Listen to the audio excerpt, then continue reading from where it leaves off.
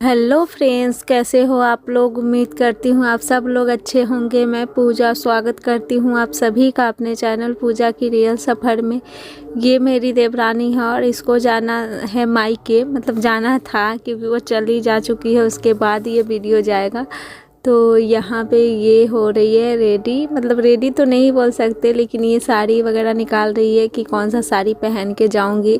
तो वही ट्रंक खोली है और इसमें से जो इसको समझ में आएगा साड़ी निकाल लेगी। और यहाँ पे देख लीजिए सब लोग रेडी हो चुके हैं, सब लोग नहीं, ये रेडी हो गई है और इसके पतिदेव रेडी हो गए हैं। ये भाई है उसका जो बुलाने आया है इसको।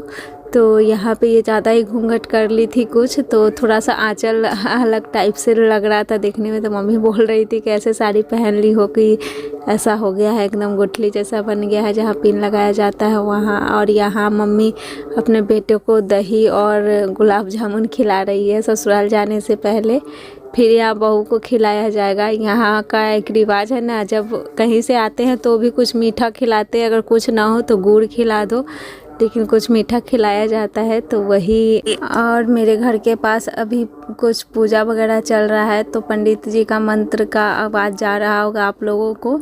तो क्योंकि यहाँ गांव है तो आसपास में हमेशा कुछ ना कुछ होते रहता है, तो ये सब तो चलते रहता है गांव में। तो यहाँ पे वही आवाज़ जा रही होगी आप लोगों को। और यहाँ पे मम्मी को प्रणाम किया। और खोइछा वाला मैं रिकॉर्ड नहीं कर पाई थी, मैंने खोइछा दिया था वो वाला, तो इसीलिए मैं आप लोग के साथ नहीं दिखा पा रही हूँ। यहाँ पे पापा बैठे हुए हैं, तो पापा जी को प्रणाम करिए। अब ये निकलेगी क्योंकि मायके जाने की एक अलग सी बेचैनी होती है, कितने जल्दी निकले और चले जाए, तो वही बेचैनी इसके साथ भी था। तो यहाँ पे चलिए इसको गाड़ी में बैठा देती हूँ। और फिर बच्चे तो इतने तबाह किए हैं ना कि मैं बता नहीं सकती। ये दोनों इसके साथ जाके बैठ गए, मुझे भी बोल रहे थे माँ चलो आप भी चलो, छोटी मम्मी जा रही है इसके साथ, आप भी चलो क्योंकि हम भी जाएंगे। तो मैं बोली तुम चली जाओ अकेले प्रीशा, लेकिन वो मानने को तैयार नहीं थी कि माँ आप चलोगी तभी हम जाएंगे। तो यहाँ पे तो इसके साथ बैठ गए थे। उसके बाद का जो परेशानी था ना कि मैं बता नहीं सकती। बैठने के बाद जब इन लोगों को गाड़ी से निकाला गया, उसके बाद इतना शोर मचाया और इतना शोर मचाया कि क्या बताऊँ। और इनको भी आज जाना था, मेरे पति देव को, तो ये भी रेडी हो चुके थे, बस इनका जाना था। नहीं अभी तो रेडी नहीं हुए हैं, अभी ऐसे ही रंग वगैरह जो कलर खेले थे वो लगा के घूम रहे हैं। और देखिए ये भी अब निकल गए हैं। और यहाँ पे मम्मी मुझे क्या दे रही है ये देख लीजिए।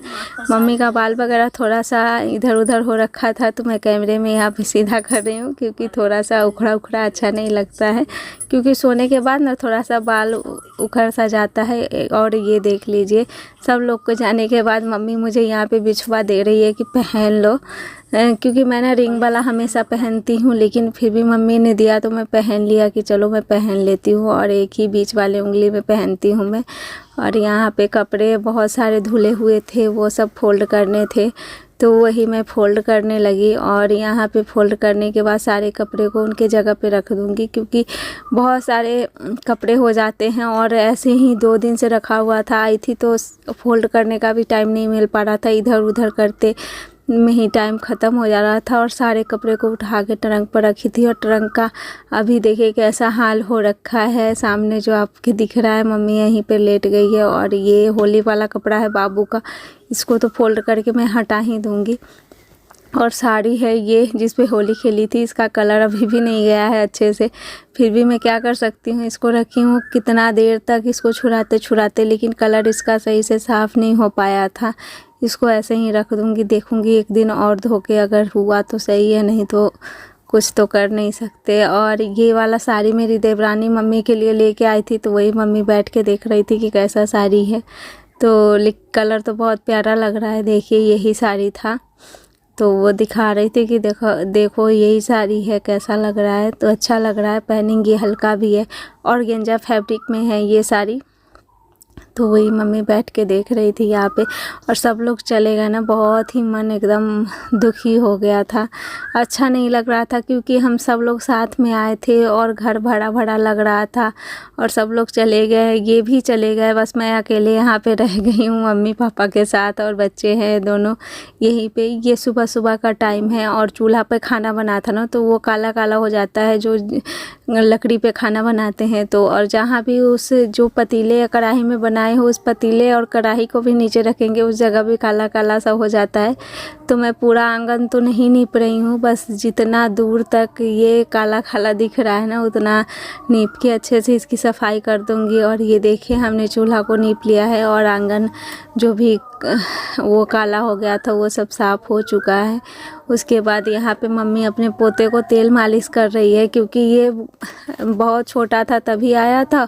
और जब भी हम आए थे तो यहाँ पे कुछ फंक्शन था, एक बार आए थे तो एक मेरी ननद है उनकी शादी थी तो उसमें आई थी, फिर दोबारा आई तो मेरे देवर की शादी थी उनमें आई थी। तो शादी ब्याह में टाइम ही कहाँ मिल पाता है ये सब करने का। और इस बार मम्मी को मौका मिला है तो मैं बोली कि अब दादी से मालिश करवाओ अच्छे से, तो वही मम्मी मालिश कर रही थी। फिर मम्मी ने यहाँ पे सब्ज़ी काटा, ये कोम्हड़ा है, यहाँ गांव में कोम्हड़ा बोला जाता है, ऐसे तो वहाँ गुड़गांव में इसको सीताफल या पेठा के नाम से जानते हैं लोग। तो यहाँ पे बहुत ही इतना बड़ा था, मैं रिकॉर्ड नहीं कर पाई इसीलिए नहीं दिखाई हूँ कि क्या बताऊँ, बहुत ही अच्छा पका हुआ। तो वीडियो पसंद आई हो तो लाइक कीजिए।